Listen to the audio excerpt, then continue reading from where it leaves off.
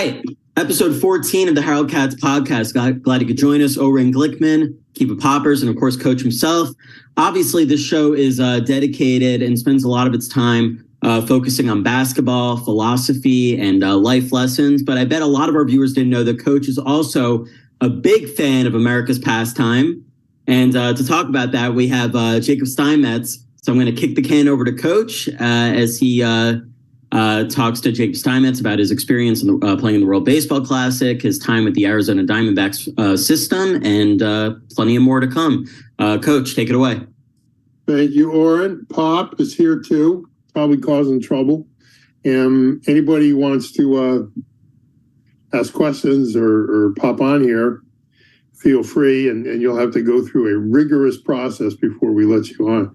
But before we get to Jacob, I did want to say, I was probably a baseball fan long before I was a basketball fan. So my I don't know, crush on baseball has been a long time. So I tried to get better understanding things, and maybe we can get into a little bit of maybe a baseball or pitch and XNO, which is what we like to do here, kind of get deeper into the sport. But more importantly, in this case, with Jacob, who he'll remind me how long I know him. But with Jacob, first of all, Jacob, welcome. It's awesome to have you. Appreciate it. Your grandfather at least going to be happy that you're on the show. Yeah, I'm sure my dad will be happy also. Well, your dad may listen to it in 6 months from now or whatever. But but here's the thing. One of the things we try to do here is really kind of get into the nitty gritty of whatever. This is our first time away from basketball a little bit, but we've done that for you just because, not because of the excitement of the Jewish kid, but because of how long I know you, and I've seen your growth from that little boy to this big man now.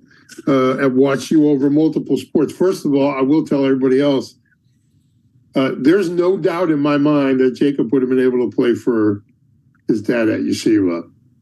But I think Jacob was very much, I don't know, would you say you're a little bit like Donnie, Jacob? In that? A little similar, where I was a big, obviously, or played big, but could handle the ball, pass well, shoot well. But really didn't care if you scored or not. No, yeah. Just watching you play, it was like, we're just going to get the best play available. It was kind of like the glue guy. And little did anybody know the glue guy was going to turn into this guy. But let's get to that. I remember even before your dad started coaching at YU, we spoke about your Little League thing that you had going on. And I think you reached out to me on it, or we spoke about it really because of my experience with Tamir. And then I'm not sure, you tell me, I'm not sure if he understood what kind of athlete he had in his back pocket. But tell us, first, when did you start playing? And second, when did you start playing and go, you know what? I'll probably do this. When did that happen? So I started playing like T-ball and Shul League. Right. And so when I was like 3 or 4, but like you said before, basketball was always my first sport because of my dad, obviously.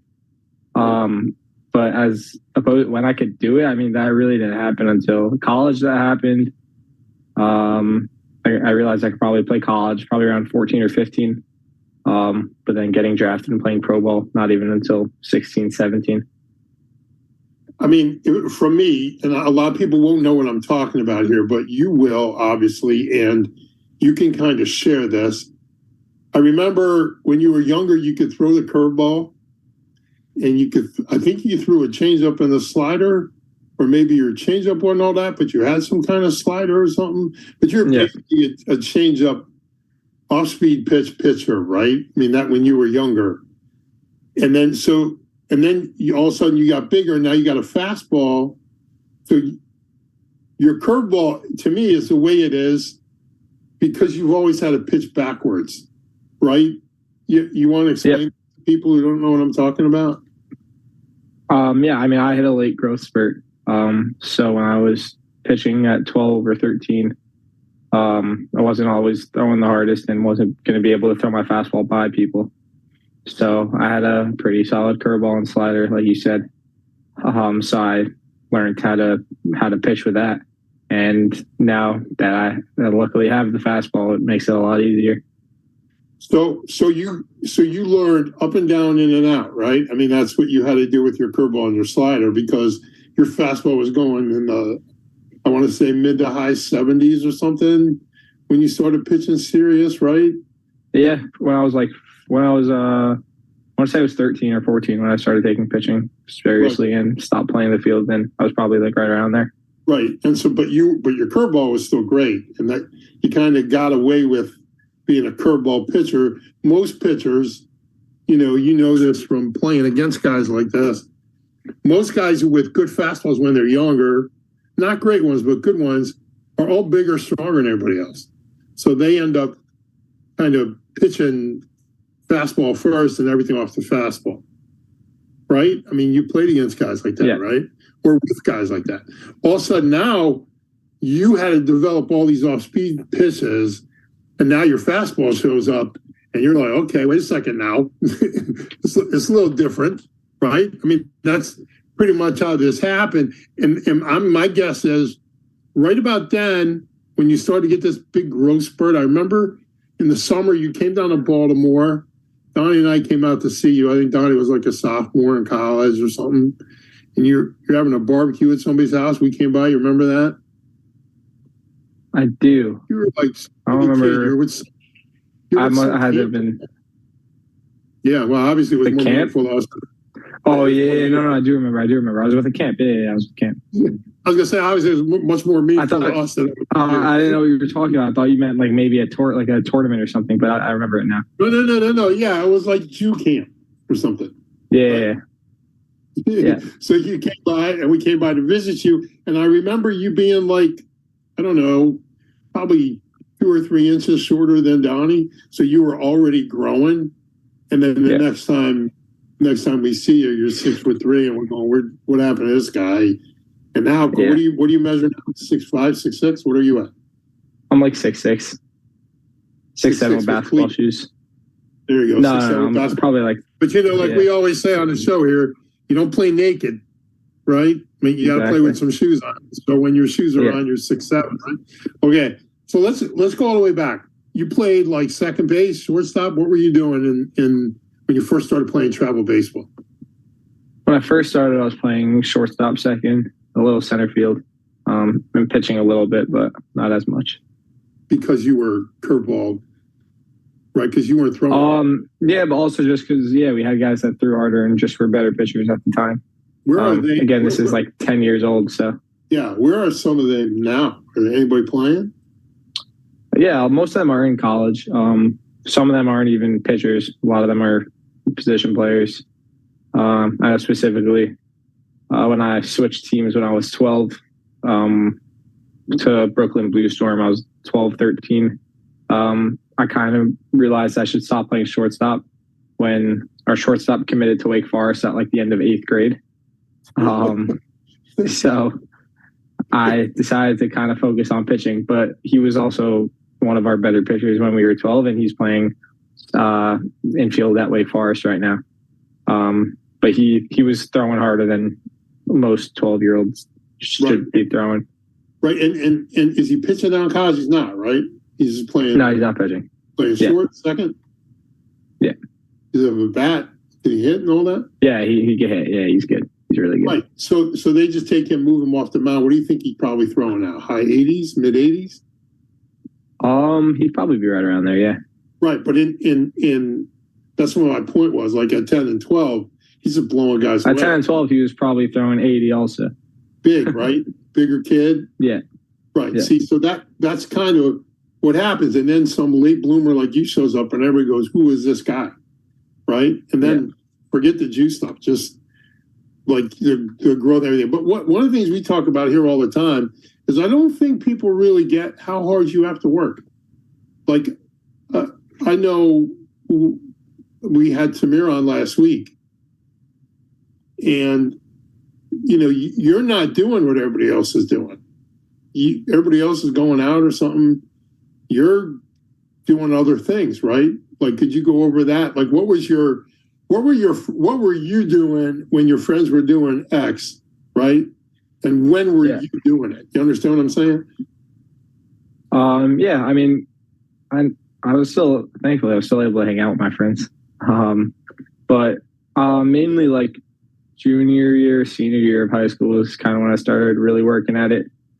And I definitely missed a lot. I mean, I missed our senior trip because I had a showcase coming up a little bit before the draft that I had to get ready for. I missed 2 months of senior year because I was down in Florida playing baseball in front of scouts, trying to get seen also. So it was definitely a little tough just not being there for the last year of high school, but I had plenty of time before that to hang out with my friends and hopefully have plenty of time after. So there you go. So, but the adage kind of is, if you want to live like nobody else in the future, you got to live like nobody else in the present. Is that fair? Yeah. And that is definitely fair.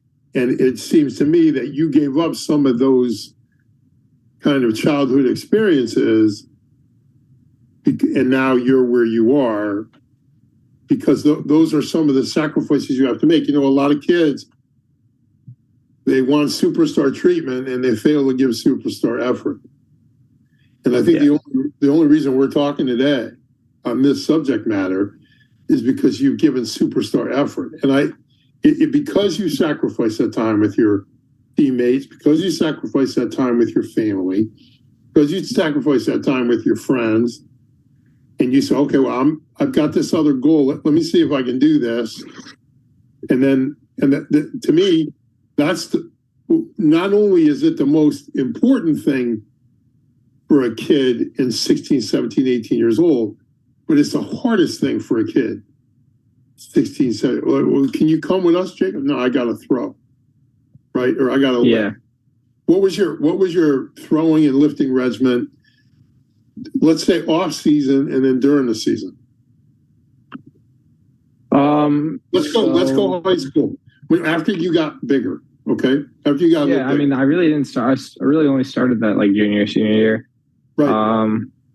So, I mean, off seasons, I'd say probably like when I started actually having a schedule and trying to get drafted and stuff like that. So when I started working the hardest. Off seasons, I was going to Farmingdale, which is about a 30-minute drive, at night for a couple hours, and I would go probably 4 or 5 times a week. And then that was for when throwing started, and then lifting, I would usually go to the gym on my own, whenever, like either right after school or a little bit after or whatever. And then in season in high school, it was a little different just because once it's in season, the weather gets nicer and it gets dark later outside. So I was able to either come home and throw with my brother after school, or there were even some days where I remember there were some days where I would literally bring gloves to school and I would just grab one of my friends and have a catch outside over there or either in the gym or something. Which guys? And then go ahead. What? Which guys complain the most about their hands? Noah, your brother, or? No, I mean my dad complains the most, but besides for that, it's probably Noah. Like stop throwing that hard, kind of thing. My dad, he barely plays catch with me anymore. He hasn't in a while. Yeah, he's light. You know what I mean? He's a little. He doesn't have the. I mean, to be fair, I broke his thumb a bunch of years ago, and he's been scared ever since. So I hear that. Okay, so go ahead. I interrupted you. So in season, you're outside throwing, right?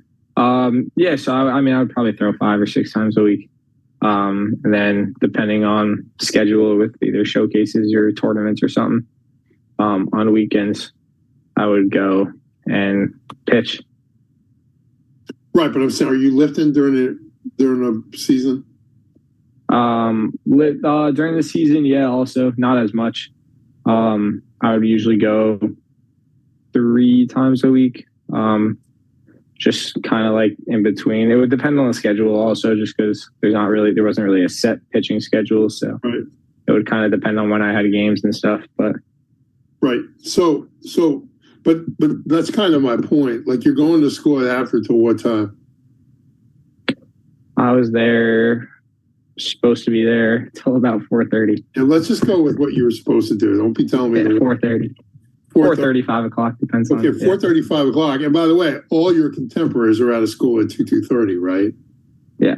All the guys you're playing with, right? So they all have, by the time you get out of school, they've thrown or lifted, and now they can just do something else, right?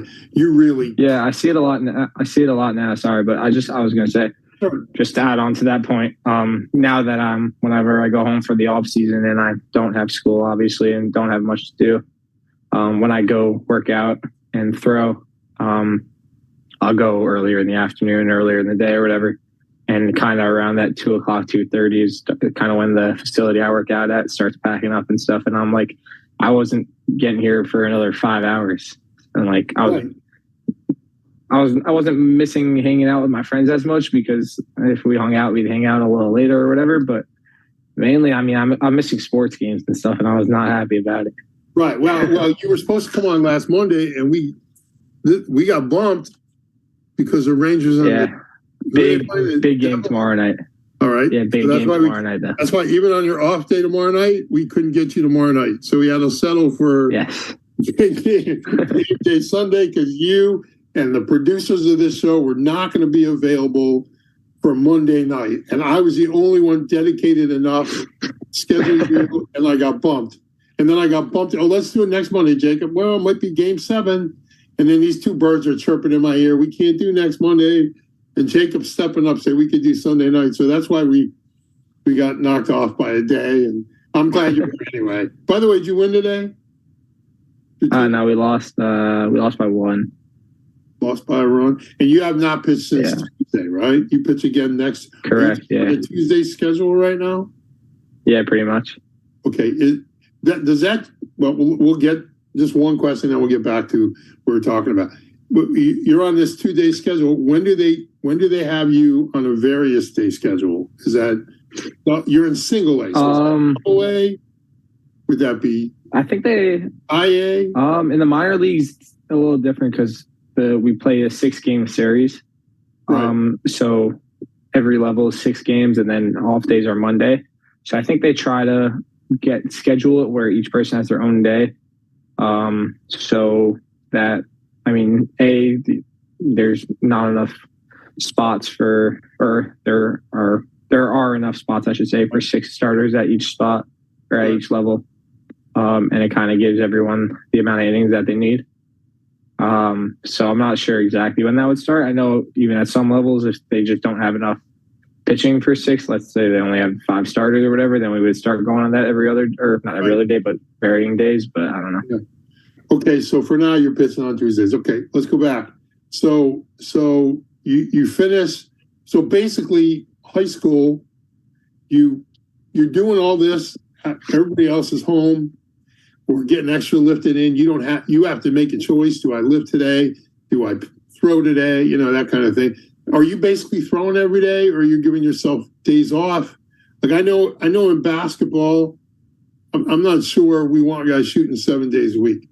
So, I mean, guys do it, but you got to have some light days and some heavy days. Or what's your off-season throwing schedule starting? Forget November, December for a second. Let's start in mid-January, because you know you're going to have to go to camp in February. What's your off-season schedule? Are you throwing every day? In January, like mid-January, I'd probably be throwing, I want to say 6 days a week. A lot of them are light. One of them is usually a bullpen, and then mix in some heavier days in between. it's a lot of just kind of how I feel on each day and when my bullpen is. So it really varies every week, but. Right. So, but my question is more when you're, going into your senior or your freshman year, after your draft, that, are you on that same regimen?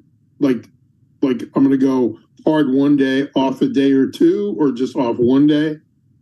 What's the, how many, you're throwing 6 days a week, one is a bullpen, right? So on the other 5 days are 2 hard and 3 light? It really just depends on the week. Right now, let's say in season, I'm still throwing 6 days a week. Sure. So I'll pitch Tuesday. I'll go light Wednesday, a little harder Thursday, bullpen Friday, a little heavier Saturday, and then a little lighter Sunday. Right. And then off Monday, pitch right? Tuesday, and rinse repeat. Yeah. Right. So when is that mechanics and release point kind of thing, or is that a muscle memory thing? Like, explain. Are your light days mechanics days as much as your hard? You know what I'm talking about? Like I'm not throwing as hard, so I got to work on this or that. Am I looking to? Are you looking to improve the curveball? I mean the changeup, or are you throwing light because you got to make sure your slot's correct, your release point's correct? It's kind of like basketball, right? Like you have to make sure you're taking the same. When you release the basketball, you should be releasing it from the same spot with the same arm movement, with the same kind of muscle memory, right? Is that what you're doing on those late days even? Yeah, even on the light, I'd say. So, I mean, a lot of the stuff in between each start is you want to try to work on everything every day, obviously. So like heavy day, light day doesn't really matter as much. You're trying to kind of whatever you chose to work on that day or week or whatever. You want to work on it both. A lot of it's just really just kind of conditioning for your arm also. Right. And keeping it loose, and because you don't want to throw too light 1 week and then you go to the game and you're either not throwing as hard because you weren't throwing hard enough during the week, or you get tired early or something like that. But you also don't want to go too heavy during the week because you don't want to be tired and all worn out by the time you're ready to pitch. So it's kind of trying to find that balance, and a lot of it's just really seeing how you feel each day when you're going out to throw. So everyone knows you got drafted. That's why they're watching you, and so you're in development baseball. Like after you get drafted, right? You're just at the facility in Arizona, and that's that. So now before we get to the World Baseball Classic for a second, take us back to like the last time you pitched in Florida, right? And the first time you pitched in Arizona, let's say 3 weeks after they placed you. Okay? You understand what I'm saying? After you flew out, signed your deal, whatever, start throwing. How different are you a pitcher from the last time you throw in Florida, and or even at a showcase and get the major league thing they were doing, and from then to that, how different of a pitcher are you, or are you just not any different by the time you throw? You understand my question? Yeah, you're saying like really how quickly does it make a difference? Did you realize you were a different pitcher from the last day in whatever June until the or June 1st and then July 28th? You know what I mean? After you've had some minor league instruction. Yeah, I don't know if that quickly you kind of realize. But I will say just having a set schedule on when you're going to go to the field and kind of knowing that it's your job at that point, as opposed to when I was down in Florida and it was kind of, I would pitch and then the next day I'm doing online school and I'm going to the field and for practice, and then I'm doing that again. And then there's kind of just a lot of other stuff going on, and it's not as structured. So really just getting down that first couple weeks and kind of just figuring out how the schedule works and how it's going to be going in every day. And a lot of it's really just going in. You're really doing the same thing every day. You go in, you throw, you lift. Sometimes you do some ground balls, some defense stuff, whatever. And that's obviously a day if you're not pitching or throwing a bullpen, and then after that you're done. So it does get a little kind of, I don't know what the right word is, but it gets a little, I don't want to say boring, but those days in between could definitely be a little tiring as they go on throughout the season. So is that so it's much okay, so is Jordan Lawler, is that his name? You're in the same draft, right? So he's playing double A now? Is he double A now? Okay. Yeah. It's a lot less boring for him because he's playing every day, right? Yeah. I mean boring in quotation marks. Everybody would like to be bored. Yeah. But I'm saying we like I know he's hurt, right? Drew Jones is still hurt or something, right? Is Drew Jones hurt or he come back? Yeah. Still hurt. He's not here right now. Is less boring for him, right? In other words, it's more boring. Yeah, you're saying when they play position players, when they play every day and stuff, then yeah, for sure. So is there a different? Okay, I want to return to what you said before. That all of a sudden you had structure in your life. Was it distractions, or in Florida, or was it just kind of unsure of what's going on, as opposed to this kind of day-to-day monotony? Of I think it was Vic Braden who said he was a tennis coach. God, I can't even remember the quote. He said, "Winners just hit the same old boring forehands all the time." Like, and it's got to be the same for pitchers. Like pitchers, it's all delivery, it's all release point, it's all mechanics for the most part, right? Even on your speed stuff or your fastball, four seam, right? It's all mechanics, right? I mean that's really, and then the worst part for you is you can't throw too much, right? So there's a limited number you can throw, and then it's like, where's the crossword puzzle, right? Yeah. Well, that way, my generation, you'd be like, where's the video game, right? Or something like that. Okay, so now. This summer, they call you up, say, Jacob, you're a Jew. We'd like you to play for the Jews at the World Baseball Classic. What's the first thing that goes through your mind? I mean,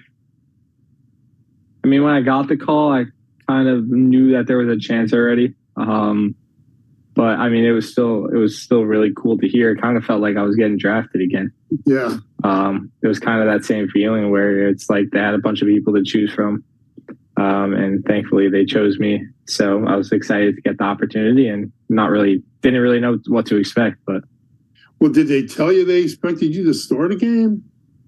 No, they told me that they expected me to come out of the bullpen and kind of just hang along for the ride and kind of see how it goes. And did it surprise you when that didn't happen? I'd say surprise is not a great word for it.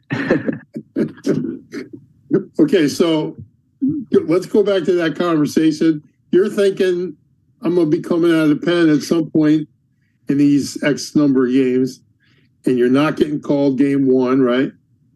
They didn't call you. Yeah, I mean, so it was so we had two exhibition games. So the first one, I knew I wasn't going to pitch it, and then the second one, I knew I was supposed to pitch. It was on a Thursday. So first one goes by, kind of just sitting there, not expecting to get called because we knew we weren't going to pitch that day. And the next day, we got the schedule, and I was starting for the exhibition game.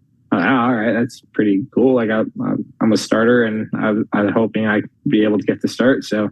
Right. Didn't really think too much of it. Kind of just figured they went with me because I'm only throwing one inning and everyone else is only throwing one inning, so it didn't really matter. And thankfully that went well in the exhibition game. Weekend went by, didn't think much of it, so I thought I was going to be coming out of the pen. And then Sunday was our first game. The pitching coach came over to me, and before the game, we had just gotten to the field, and he was like to me, he told me that I was going to, he said, I don't want you like sitting there stressed out that you might be pitching the one game or whatever, and I want you to be prepared and stuff. So he let me know that I was going to start that game against the DR on, I think it was a Tuesday.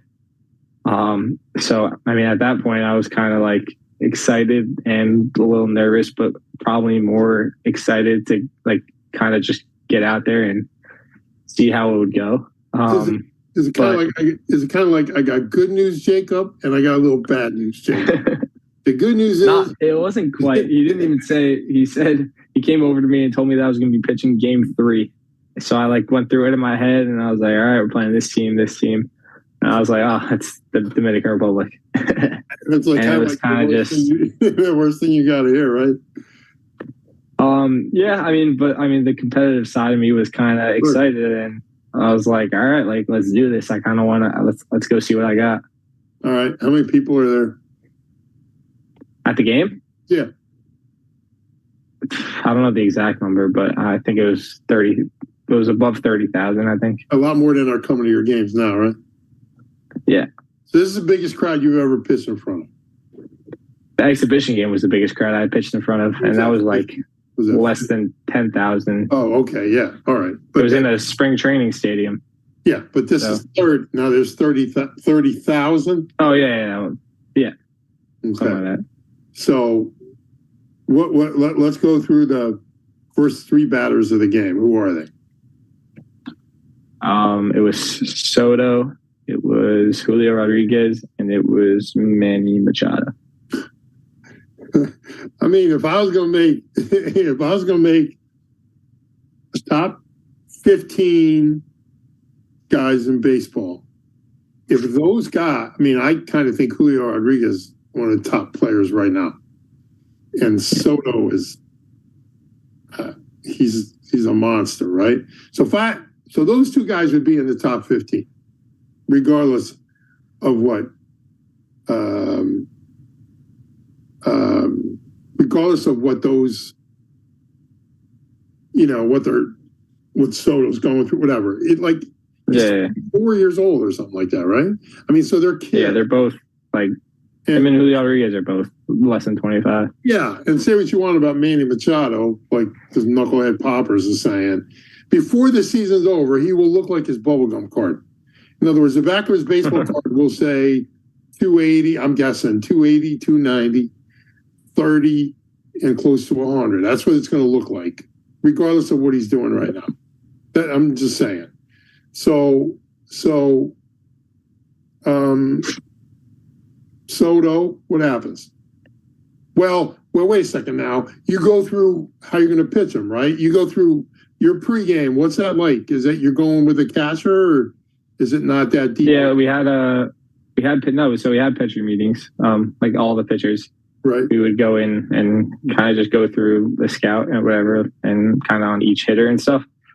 But I had never gotten anything remotely close to that, and I wasn't about to kind of try to be too perfect in that outing.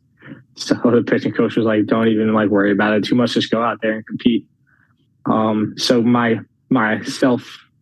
self-created game plan going in was to not pitch scared and kind of just attack them with the fastball and trust it, knowing that they probably thought as a 19-year-old I was going to come in and try to start stealing strikes with curveballs and sliders and everything like that, and occasionally throw my fastball, and I went right at him, and it worked out okay. So what Soto do? He singles or something like that? He doubled on a blooper. Yeah, it wasn't really a double, but you did throw something by him, and he kind of looked at you like, "What is that?" Kind of. Yeah. Is that a fastball? Yeah. It's like, where'd you get that little giddy up from, kid? That kind of look, right? So yeah, it's kind of cool from a World Series champion, just kind of looking out there, going, "Whoa, what are you doing here?"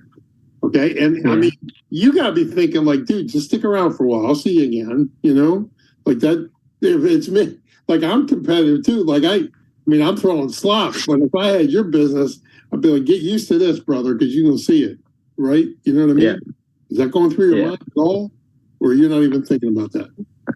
Not really at the time. I wasn't really. You think about it now? A little bit. Obviously I'm super competitive, but not that competitive where I'm kind of like thinking about it like that a couple months now in the future. But at the time there wasn't really much going through my head. I was really just playing baseball. Right? I wasn't trying to I wasn't trying to focus on who I was facing. Like I didn't even see the face that he made and the face that Machado made and stuff like that until after on video. Like I was just trying to pretend I was on a backfield in spring training against the rookie ball team or whatever, and kind of just pitch like that. Well, it's kind of where I'm going with this. You'll see in a second. So then Rodriguez does what? Ground ball? Grounded out to first. Yeah, he hit pretty hard, but grounded out. Well, it's an atom ball, buddy. And then is there a way you know what he wants to do? And in other words, you know his comfort zone, and you have to pitch him. Well, I'll tell you this. I'll just tell you this story.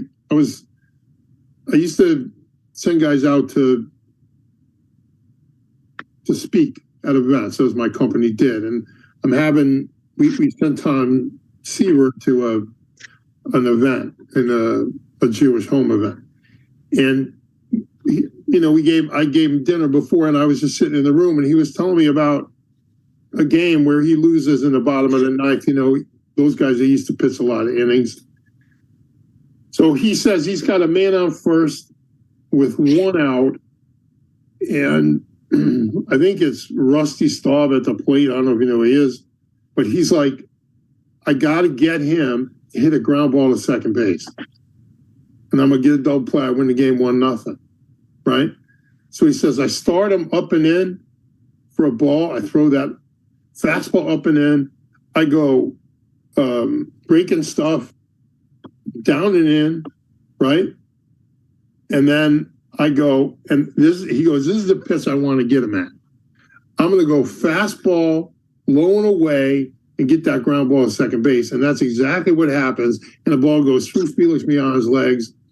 It's first and third, and then Kenny Singleton hits a double, beats me 2-1.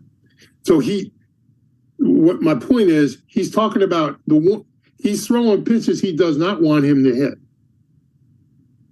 And then he's setting up the one he wants him to hit. Are you learning that right now, or now they're just saying just go out and throw? They're just saying go out and throw pretty much. Yeah, I guess that's why he's in the Hall of Fame. So you know what I mean? I mean, I suppose that like as you get older, they take, that's what teaching is and coaching is. They kind of coach you up. Okay. So, and then Machado, you strike him out, right? Yeah. What'd you throw him? Threw him a fastball outside that he fouled off. Right. Another fastball that ran up and in on him by accident, but he kind of check swung and fouled it off also. And then Where were you trying to throw? Up in it? I was trying to go outside again. Okay. You missed it. They kind of just ran on me, but it was right on the inside top part of the zone. 90 so what? Kind of 90 what? It was 95. Okay. and then I threw him a slider down and away. And he's coming off that fastball. He's not. What was it, about 10 miles an hour? Yeah, exactly. Is it right? Yeah, it was right. It was. Yeah. So what are you throwing at? 82, 83 slider? Yeah, right around there. That one happened to be 85, I think. But okay, it's about 10 miles an hour. But that's the bat speed difference. Okay, you get through that inning. What happens? Okay, you go back to dugout. Because like, hey, dude, pretty good effort, right? Well, there was some more. Oh, that's 2 outs. That's 2 outs. Who's the third? And then I walked Devers. I let up a single to Eloy Jimenez, and then I got Ketel Marte to ground out. Right. And then it was over. And now, so they got a run? They didn't get a run. They got a run. That was the inning they got the run. Okay, the next inning, Pena leads off. Yeah. Struck him out. What'd you throw home? Doing my No fastball rhyme. that cut a little. Yeah, go ahead. No rhyme or reason. You're just kind of ripping, right? Like you're not. Yeah. Like because of that scout report, you're not even paying attention to that. You're just going to rip. Yeah, I mean the catcher call stuff. You might have been paying attention to it a lot more than I did. Right. But a lot of it was just kind of. It's a lot of it. I mean, pitching in general is kind of just in the field and reading the batter. So I threw him a fastball that kind of cut a little bit, but he swung through it. Then I threw him a slider. I think that I bounced in the dirt. Then I threw him a curveball that he fouled off. And I threw him another slider down and away that he swung through. Right. So now you struck out Machado and Jeremy Pena. What, are you thinking like, dude, I can kind of do this? Here's my question. Not at the moment, because No, because you're still pitching, right? I mean, yeah, but I was going to say, like, going in, I kind of knew that, like, I could. I mean, obviously, again, the competitiveness in us, but like going in, that was kind of like I said, where I wasn't going to pitch scared. It was knowing that I had good stuff and good enough stuff to get them out, and trusting it and kind of attacking them. So I wasn't really surprised when it happened. Right. Okay. So good. So you're 19 years old. You're pitching in front of 30,000 people. You're probably pitching against one of the three best lineups in the world, right? I mean, if not three, then the four. But the names you said are just, they scare me, and I'm sitting all the way over here. Where's that come from? Like, is that just being naive and ignorant? Or is that just being cocky? Where's the confidence from? Ability? It's not like you have a track record. I mean, you're mowing down a couple kids from a Hank is not the same thing as Manny Machado. You know, like, where's it come from? I don't know, honestly. I just kind of just have it. I don't know exactly. Like, I mean, I know, like, it could be, but also, like, for me, my thought process was my 94 or 95 mile an hour fastball isn't any different than a major league 94 or 95 mile an hour fastball. Right. And I know my curveball and slider are at that level. And I mean, I know personally for me, like, it's just really about throwing strikes and stuff. So I knew that if I was able to do that, I'd kind of have success. Jacob, there's a long way from, you know, thinking you could do it to kind of sitting there going, you know what, my 95 looks like his 95. And I saw you can handle his 95. Huh? You know what I mean? I watched plenty of big league guys strike out at 92 or 91. So right. I was kind of just thinking. Speaking of Gary Sanchez, you said it. What do you? I said it, not you. I'll take responsibility. Did I throw him? What do you? I don't remember it as much. Is there a base runner when he's at the plate? Yeah, I walked the next guy. Walked the next guy, and then Sanchez. Okay. What are you throwing? Yeah. This one's tough. I threw him a fastball. That was a ball. A curveball for a strike. Slider that he fouled off. Maybe curveball for a ball. Like, I don't think this is right, but I ended up striking him out on a fastball. 93 at the knees, right? Something like that. Yeah. Well, and they pull you right there. Yeah. Were you on a pitch count? Yeah. I hadn't thrown more than an inning at that point, so I had gotten into the second. That was kind of my limit. Right. So you get back in the dugout, and what are those guys from the major leagues telling you? Forget the Bushers now. What are major league guys telling you? Nothing really. I mean, they're just saying good job. They helped me out a lot before the game. Telling me kind of what I already knew, but no one's really expecting much. So kind of use that and don't have nerves or anything, and kind of just go out and compete. So It's I was just able to do baseball, that. right? It's just Exactly. baseball, right? And Yep. at any point when you take the mound, are you sitting there going, man, there's 30,000 people here. There's like, or are you just kind of looking for your dad? No, I was definitely not looking for my dad. That's for sure. Give me that. Give me that. No, Just but baseball, right? Yeah, they hit. Well, we hit first, so they were out on the field first. So I kind of had some time to sit in the dugout and look around a little bit. When I got out there for the warm up pitches, it was a little. I don't want to say nerve wracking, but maybe a little overwhelming. Just kind of looking around and seeing the amount of people that were there. But once the game starts, it's go time. So what did Diamondbacks say when you get back? It was surprise them. I mean, nothing specifically. I'm saying, did you surprise them though? I don't know if I surprised them as much. A lot of it was just kind of like a lot of it was them telling me, just seeing, and it was a lot of stuff that I took for myself also. It was a huge confidence builder with, I'm never going to face, or not never, but I'm not facing anybody, especially at this level, that's better than those guys. Right. And so kind of knowing that if I throw my best stuff, and now that we know, like that was probably the best stuff that I've ever had. It wasn't my best outing ever. I walked 2 guys still. I let up a run and a hit or whatever, a couple hits. But you got through. Not just once scored on you, so I guess what I mean. Like, it's not the best outing ever, but I gave up a no. Yeah, it was. It was. When I saw those crossing the plate, you did all right. If I was in the big leagues at the time, I'm not happy about it. That's for sure. No, of course not.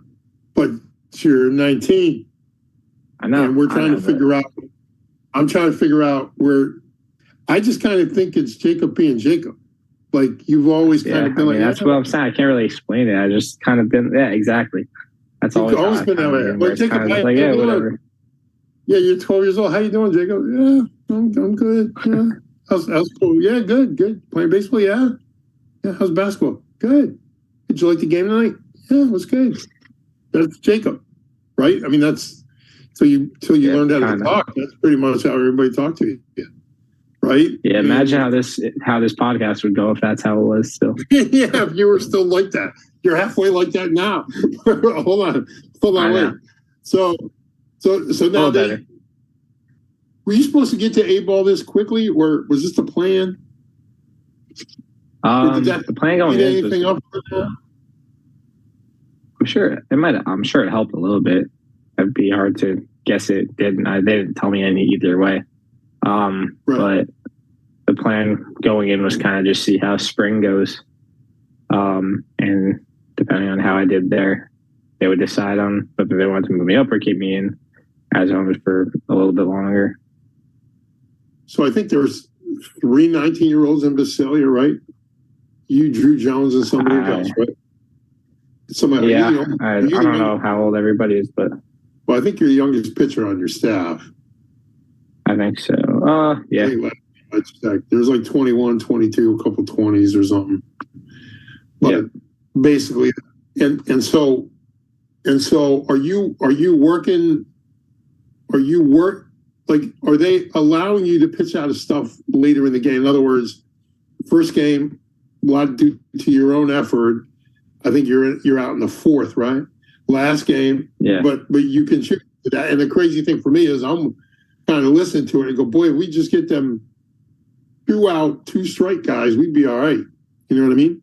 Like, a lot of it was 2 outs, 2 strikes, and just not being able to, in the first out, and not being able to put somebody away, right? Especially in I want to say the 3rd, right? Didn't you get 2 quick outs on like 6 pitches and then kind of walked a couple guys? It felt like every inning that outing. Yeah. Well, last one was pretty good now. Last time you played. So are you on a pitch count? Are they developing are they trying to strengthen you? Or is it just, hey, Jacob, just air it out and then we'll take you out when we feel like you're gassed?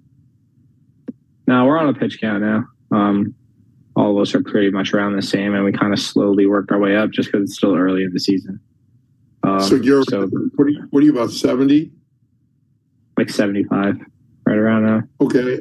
And opening night 60? No, that was also like what my last outing you're saying? No, the one before your first outing. Yeah, that was also like 70. Right. So they're just slowly kind of, do they want you to get to 100?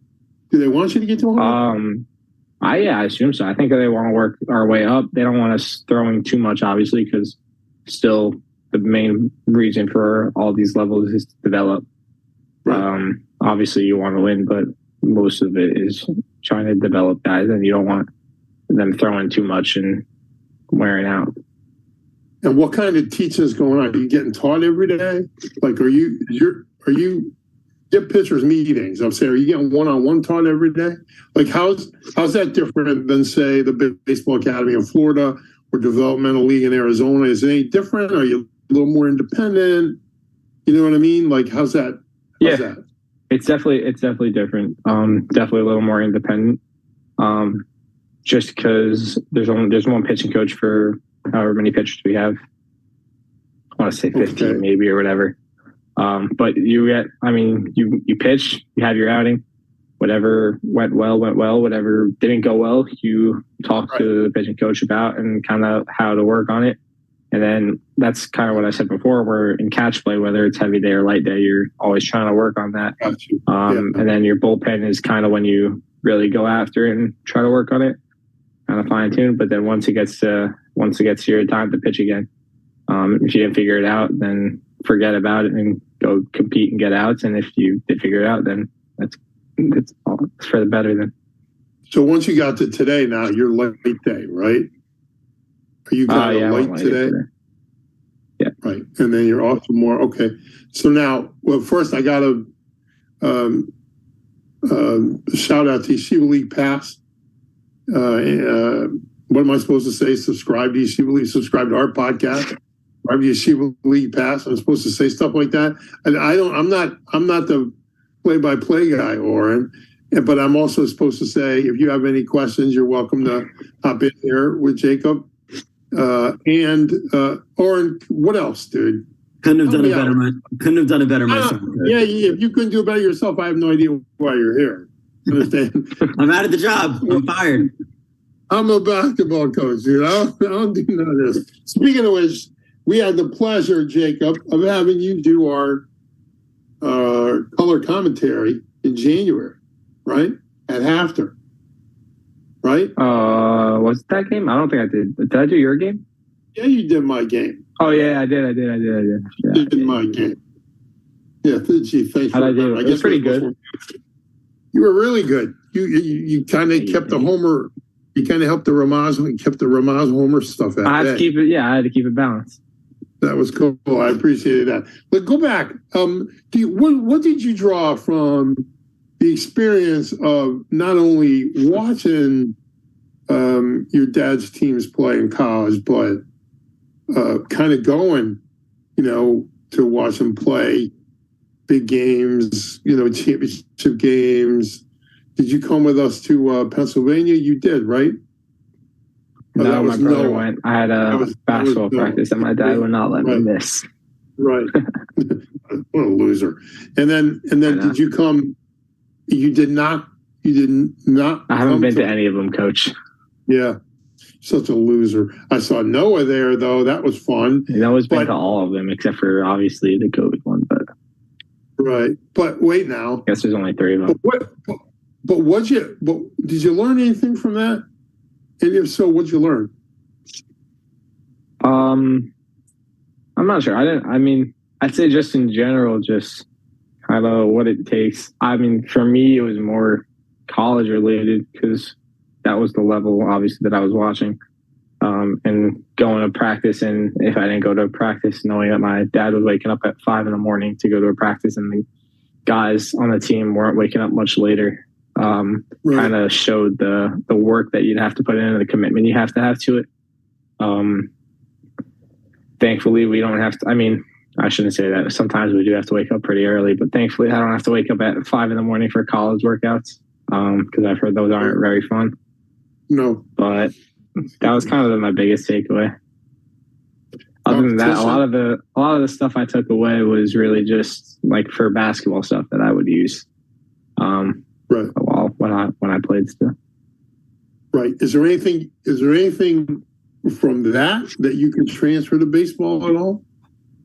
Besides getting up at 5 a.m.? Typical baseball player. Yeah. No, I don't know. Honestly, not really. Wasn't much. Not many similarities between basketball and baseball.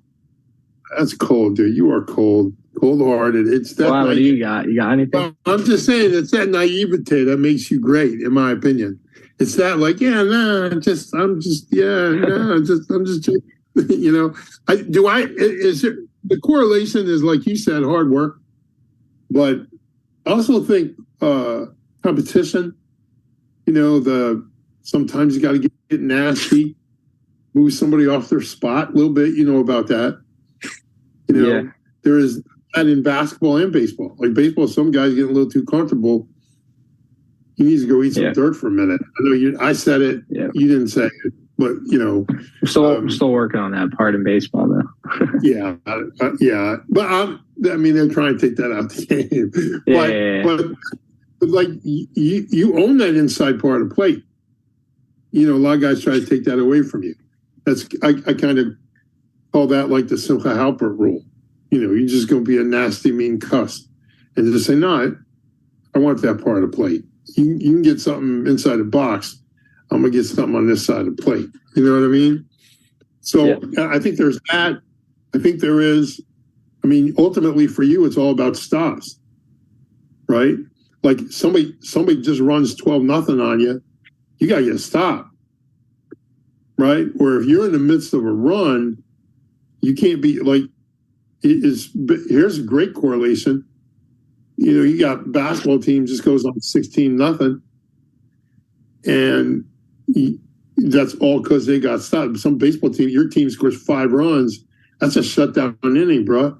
They don't need you throwing a ball all over the joint, and now the bases are loaded with nobody out. It's the same thing. It's all about stops. So you need somebody with my depth to be able to pull that. That's why you're the coach. That's why I'm the coach. We had plenty of post-game conversations, I suppose, huh? Yeah.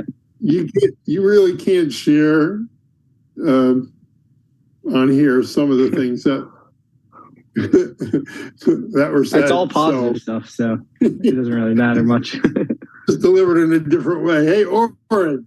Exactly. You got something for Jacob? Sure, I have a couple questions.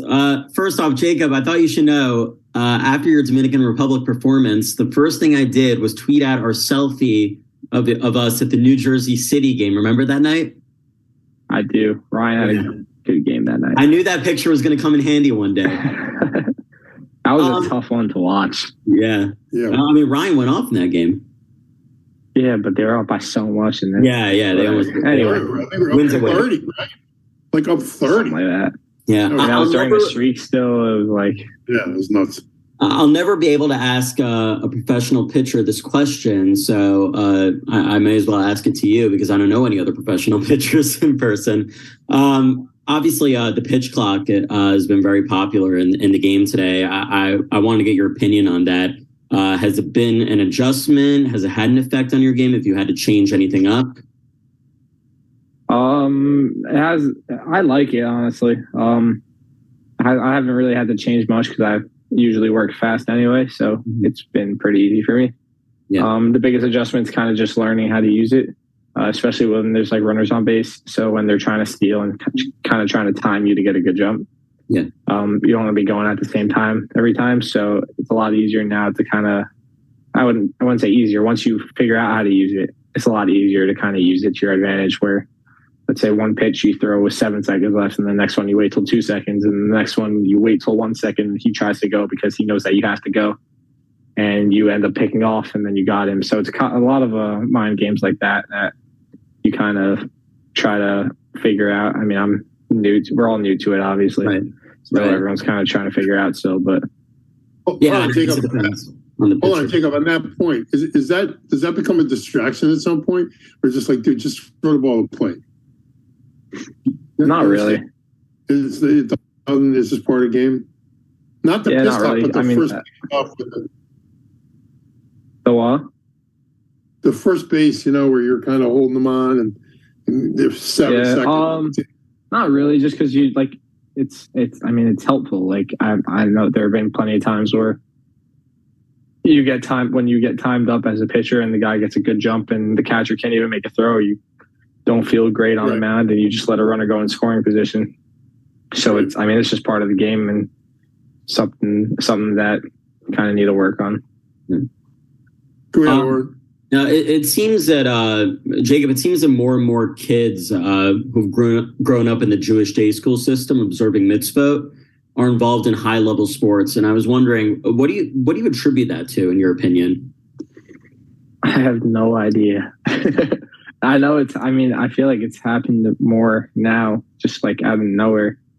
Kind of with, me, Ryan, Ellie Kligman. I'm sure there are others, but obviously those are the ones I know personally. Yeah. I don't know. What are you saying, Coach? No, was that good? I've had a kind of thought that it's going to be like, the kids who were in 5th and 6th and 7th grade in 2019 when we made that run to the Sweet 16 and they watched Yeshiva play. I kind of thought that group kind of get, we'll find more and more because that was their kind of stimulus a little bit. Everybody wanted to play for YU. They didn't really want to play for Memphis or St. John's. They want to play for YU. Right. Since we had Tim on last week, was that anything for you, or that was just so long ago you don't even? It was. Obviously, I don't think I was even. When did that? What year was that? I don't even know. 99, 2000. You were. Yeah. So I wasn't born yet. Exactly. So, but I wasn't born. Like you said earlier when we were we had talked to you about it, like when I was younger. That was helpful with it, obviously. And that was kind of, I'd say, when it played a bigger role in it. But it's just like with the different sports, and we kind of go about it differently also. I hear you. It's kind of very different. So yeah, I hear that. Yeah. It's just trailblazing type stuff, like he was the Jackie Robinson of basketball, so to speak, for the Jewish community. Yeah. Yeah. And I think 10 years ago, we had a lot of people in our community saying, we can't do this. And I think we're seeing less and less of that now because of people like Ryan and Jacob and Tamir, of course. Yeah. Pop, what do you got? Pop had a question in the chat. What was the question from the chat? Yeah, Coach, we got a question. As you said, you played other sports in high school. At what point did you realize you had to give up on other sports? I didn't really give up on other sports. I played basketball up until COVID hit, I guess, because that was kind of when our seasons got canceled and stuff. But senior year is when I stopped playing basketball, but that was really just because the draft was coming up and I didn't really want to get hurt before it. And we didn't have a season anyway, so I was really just missing out on intramurals and picked up ball with my friends. But I think playing two sports, and I know a lot of people, it was a big thing. I'm not sure how big it is still now, but playing multiple sports is huge just for athleticism wise. A lot of the movement stuff and pitching stuff and all that other kind of stuff, a lot of it correlates like with basketball movements and stuff like that, where you wouldn't even think about it. Well, there's another thing with basketball, Jacob. How about that? See, all it took was some brain power, son. I know. Hold on now. I'm an advocate of that, multiple sports. I think people make mistakes when they're in 7th grade and they stop playing. If you can play multiple sports and stay healthy with it, I think it's a positive. Except soccer, right, Coach? Except soccer, yeah, that's not really. I played indoor soccer in 8th grade. Shout out to Mel. Talking about it as I got on. I did play. I always just like to burst my chops because I coach soccer. I mean, how hard can that actually be, Jacob? the ball, son. Kick the ball. You don't got to tell me. Right? Like, just kick the ball, dude. Right? Yeah. I mean, come on. So I'm embarrassed that you're on the show, to be honest with you. I really hope Mel's watching right now. I hope he is too. Mel, if you're out there, hit up Poppers. But Pop, you got another one? Did you have another one? I have a question for myself. I'm interested to hear your thoughts on if pitching in the Yeshiva League was a disadvantage, considering the competition which you faced generally over the course of the year. Obviously, you played in tournaments and whatnot. Or did you just find that you were just throwing your stuff and the ability of other kids to hit it didn't impact your growth? Hold on, Jacob. With that, let's get a shout out to Yeshiva League Pass. Get a shout out before Jacob answers. This question is sponsored by Yeshiva League Pass. Sponsored by Yeshiva League Pass. Subscribe, sign up, and don't forget to hit the subscribe to our podcast button. Go ahead, Jacob. Answer the question. Nailed it. I don't know. I wouldn't say. So I pitched. I didn't pitch. We didn't have a season 11th grade, and then again 12th grade with the draft coming up. Kind of didn't focus on that really wasn't focused on much outside of getting scouted and stuff. And we weren't having scouts come to the Yeshiva League games, so we didn't really pitch in those. But ninth grade, obviously I was still younger and smaller and not throwing as hard, so it was definitely competitive. And then 10th grade was also, it was still competitive. I wouldn't say it was necessarily a disadvantage then. Again, like unless there's another option for you, like if there's like if it was like a choice between a Yeshiva League game or a travel ball game or something. I mean, if you really wanted, if that travel ball game was like a can't miss game and you knew you were going to get better because of it or get seen because of it, like I wouldn't necessarily say that going to the Yeshiva League game over is the right thing to do. But for me, a lot of it was like there wasn't a travel season going on. There weren't travel tournaments going on because everyone else had high school ball. So kind of throwing in the Yeshiva League and being able to play with my high school friends that aren't playing travel ball and aren't taking baseball as seriously. But for me, it was kind of fun. Was that it? Or did you have another one? I have one final question. It's kind of a fun question. Jacob, any major league pitchers that you look up to, and do you see yourself as similar to certain pitchers that are currently out there or have played the game in the past? I get asked that question a lot, obviously, I'm sure. Well, we never should have. I'm sure every pitcher gets asked that question. But my answer is always boring. I don't really think there is. They're obviously all the top pitchers that I watch, and I'll see highlights and stuff and kind of just respect and admire what they do, but not really modeling like my mechanics or my game after anybody. If there's like a certain little thing that in mechanics that I see from, let's say, one of the better pitchers or whatever, that I'm kind of like, I'm trying to work on that. Let's see, kind of see how he does it and stuff like that, maybe, but no one in specific.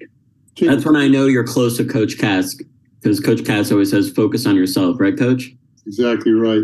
Hey, Jacob, when you do that, how meticulous is that? In other words, his toe or his feet are pointed here at whatever degrees, and instead of the catcher, you understand, or his toes. Is that what you're looking at? Like, is that the kind of thing? Is it that? Like, even at 19 years old now, a young pitcher, are you breaking it down like that to try to pick something up like that? Is it that meticulous? Yeah, yes and no. It depends obviously on what you're talking about, but a lot of this stuff in pitching, because there's so much going on in such little time, mechanics or whatever. A lot of it's just kind of the little things that need fine tuning. A lot of it's most of it really is timing. Everyone has different mechanics. No one's going to have the same exact mechanics, which is why, again, to kind of answer Oren's question, there's no one really you could try to model your mechanics after somebody, but if those mechanics aren't going to work for you, then there's no reason to even force it. But there's like that. There is some stuff that's specific, but it's really kind of, you want to get your natural mechanics, and if those aren't working, kind of see how you can tweak them, not as much to change them. Is there like, I suppose we'd have to wait a couple of years to ask you this question, but is there somebody older on the staff who's teaching you a pitch you didn't or a grip on some pitch that has helped you, or even in the WBC or something, or in developmental ball? You understand my question? Yeah. Grips, not as much, just kind of because everyone has their grips that they've been using. But I will say, like, my slider grip that I use now is different than the slider I used to throw, because I kind of went away from it for a little bit because it wasn't so different than my curveball. So I just went away with it before the draft so I can focus on really just trying to get drafted, not worry about working on stuff at the time.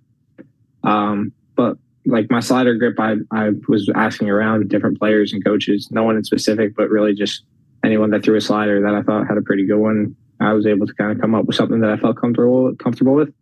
And same thing with the changeup is kind of just asking around, like a lot of the catch play that goes on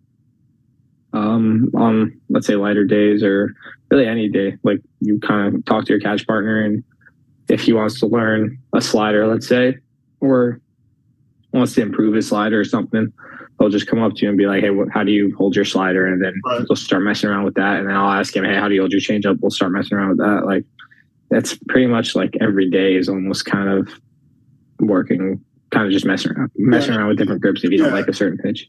Yeah, that's kind of where I was going with that. But that I just wanted to make the point to players and coaches, adults, kids, that's how kind of like everybody in a sense steals from somebody else.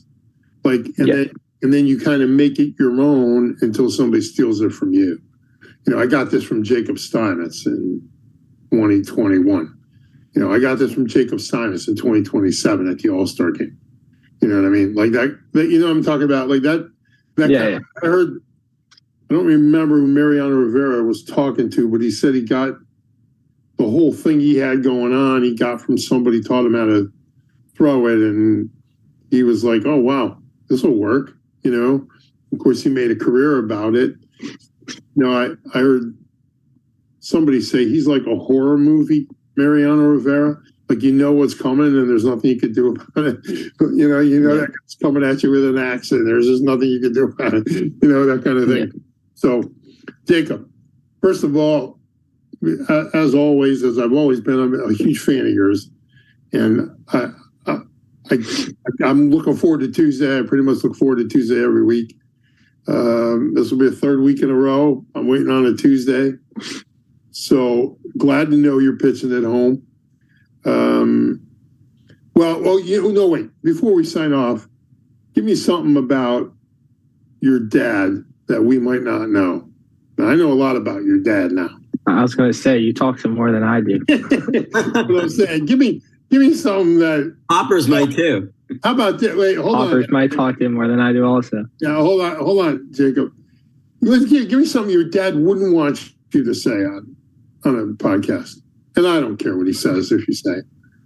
Like what? Like I'm just saying something about your dad. He got old man shorts. He puts his shorts on. He's wearing green socks or something like that. Anything. Or do you remember when he had hair?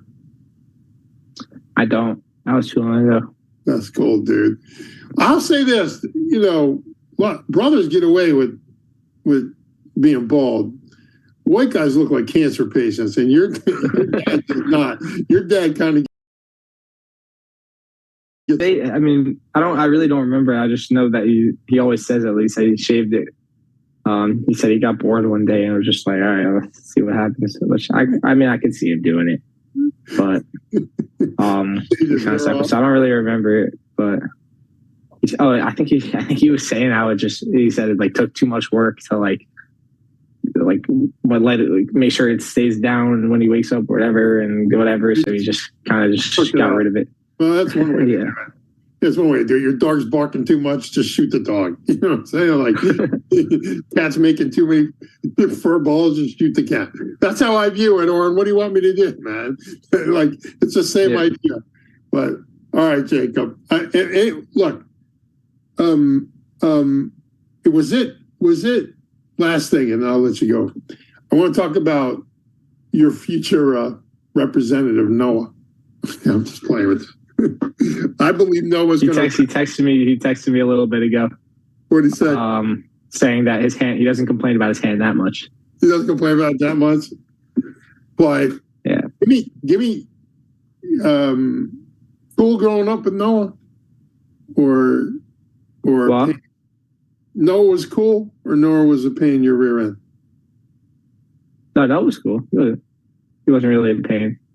All right. Well, I lost that bet, Noah. I lost that bet. In what way? No, I'm just playing. No, I'm saying like as brothers are, but nothing like extra. Yeah, no, I'm saying Noah's kind of the incredible part about Noah is he's had to deal with a dad who's kind of like in the news, so to speak. He's got a brother who's drafted, and he has this great kind of self-confidence about him. I wish you could bottle and don't let him hear that. No, I'm not. Don't listen, Noah. But I mean, you could sell. It's a credit to your parents, by the way. And I feel giving your dad this kind of credit, so I'm just going to credit your mom for that. That like works out fine. Like it's just to kind of have the kind of self-worth that Noah has is so commendable. It should just get bottled up because he's one of the most impressive kids. Like ever since I met him, when he's a little kid, and he's just kind of never gotten lost into, if anything, he's probably your biggest fan. So it is really cool. And when I pitch, my dad will text me after, and he'll text me something, and he'll text me like some stat that Noah figured out during the game or whatever. Yeah. I was like, I mean, I already knew that, but like, I don't know how he found that out because I had no idea until someone else told me. Well, that's pretty cool. I'm a big fan of his, but I hope he doesn't hear it. But in case your grandfather, he probably did already. In case your grandfather's listening, you have any message for him? He's definitely listening. Any messages? Yeah. I got nothing. I was texting him with him this morning, so nothing. All right. Well, there's nothing to tell him. All right, Mike, he's got nothing for you. All right, Jacob, listen, this is... Sure he doesn't expect otherwise. Yeah, right. This has been fun for me. I think, unlike maybe everybody else, the mechanics of baseball, the mechanics of pitching, the mental side of it, what kids have to go through to get where you are. The thing about you that most impressed me was I wouldn't say you tripped into it. I say you kind of grew into it, if you know what I mean. Because you were just some soft tosser. And then when you got bigger, everything just exploded. And now you have this monster curveball that's major league ready. Yeah, Noah just texted me, by the way. He heard you. Shut up, Noah. Shut up, Noah. we shouldn't have said anything, Pop. Okay. Yeah. No, but like you have that curveball all because you had to go backwards. That's always been the most impressive thing to me. It was great to hear you talk about that. And also I just the whole, not worrying about everything. My 95 is your 95. There's something you have to have. I think to be great in the sport, and I mean great, to be one of the few, and you are one of the few, obviously, but you have to walk that line between arrogance and stupid. Do you know what I mean by that? Like, just got to be arrogant enough to know you could do it, and stupid enough to know there's nothing you can't do. You understand what I'm trying to say? There's like that fine line, and like I've always said, the best rebounders are like they just don't realize that they're going to get hurt in there. So they just go in there and throw bodies around, you know what I mean? And they're just become great rebounders. Well, it's kind of the same thing with a great ball player. You kind of you walk this tightrope, like you got to be confident enough and just naive or stupid enough. And the combination of those things are just ridiculously good. And I'm not calling you stupid at all. You know what I'm saying? I just be kind of like, yeah, I don't know where I just want, you know what I mean? That kind of thing. I mean, yeah, with baseball, it's a lot easier also just kind of finish up on that when confidence going into the WBC or that game or whatever. My pitching coach in Arizona last year, his biggest thing telling me was that you really just got to throw the ball down the middle because the hitters are going to get themselves out 7 out of 10 times at least. Right. So that's kind of, I mean, obviously it's a little different in other sports, but like especially in baseball where what do you say if the hitters get it 3 out of 10 times, they're going to the Hall of Fame. Got it right. You really just got to get them out 8 out of 10 times and you're doing just fine yourself. What do you say we do that on Tuesday then? How about Try that? my best. Tuesday from here on out. All right, Jacob, awesome to have you. Do you have any last words, anything you want to message you want to give to anybody? You know the answer already. We're done. I know it. I appreciate you guys having me on, though. No, my pleasure. Big I'd love to have you on again. Let's wait and see what happens later in the year. We'd love to have you on again. If you're willing to come on and say, like, I don't know, 8, 9, 10 words maybe. I was pretty good. You were really good today. You're learning how to do this. You're really good. So, I'm trying my best. We got to ask him what Noah gives him. Noah's going to give him a grade probably. Yeah, what grade? Oh, yeah. We'll see. No, you're good, Jacob. If Noah was on this, he wouldn't say more than 5 words. That's probably true. But then you got to give him till he's 19 too. So, you know what I mean? Doesn't got that much time left. Right. All right, Jacob. Jacob, good luck on Tuesday. Thanks for coming in. Just thanks. Continue to make us proud. I'm looking forward to keeping track of your growth. It's a pretty awesome situation, and Thank you. And I'm going to take you up on those Major League debut tickets. Noah said A+. A+. Nah. No, you and I are going to have to. I don't like it. That means there's no room to improve. There you go. Great job. Great job, Jacob. Thanks, man. Take care, Jacob. Don't forget, I need 2 seats. That's all I'm saying. For my wife and I, Major League debut. I've already talked about this with you and your dad, so that's all. That's all. I'm one of 1,000 people now. All right, brother. Have a great night, Jacob. Thank you. Good luck Tuesday. Yep, thanks, guys. All right. What do you got, Oren? I think that was great. Just to wrap it up, I think the main reason why we did this, we always like to do something a little bit different on this show. But I think the main thing of what you want to teach our viewers is that it doesn't matter what you do in life. You need to have the same approach to whatever it is. Fact. That's a fact, Oren. Correct me if I'm wrong, but I think that's the reason why you wanted us to have Jacob on the show tonight. That's exactly why, because we followed up Tamir talking about how hard it is. He followed up Coach Davenport talking about how hard it is. This is difficult. Everybody thinks it's easy. What they don't understand is guys like Jacob sacrifice. Guys like Tamir sacrifice. Guys like Ellie Klickman have to sacrifice. Guys like Ryan Terrell sacrifice. Every guy playing in college, college basketball players, they sacrifice time away from their friends and their families and their loved ones. And, they don't go to certain things because they got to work out and they got to do their work. I mean, I think there's a demarcation line between the kids that make it and the kids that don't. And the kids that make it are the kids that are willing to pass that up. Again, if you want to live like everybody else, like nobody else later, if you want to live like nobody else later, you got to live like nobody else now. And it's kind of like that same thing. Jacob's going out there in 30,000 people, and nobody understands that it's that bored monotony of repetition and repetition and repetition and repetition. It's what you do when the lights are off. Talk about it all the time. What you do when the lights are off are going to dictate what you look like when the lights are on. And a lot of guys aren't willing to do that. They want to sit on their phones or play video games, or and they just want to be treated like they're the man. And I think the great part for Jacob is his almost naivete. Hey, my 95 is your 95. You know what I mean? Like, I don't care who you are. I don't care if you're Juan Soto or Manny Machado. I'm just coming at you. I love that. And I think, if, God willing, he should stay healthy. No, I mean, his reaction, even after striking them out, he acted as if it's just any other typical hitter, you know? I mean, what else is he supposed to do?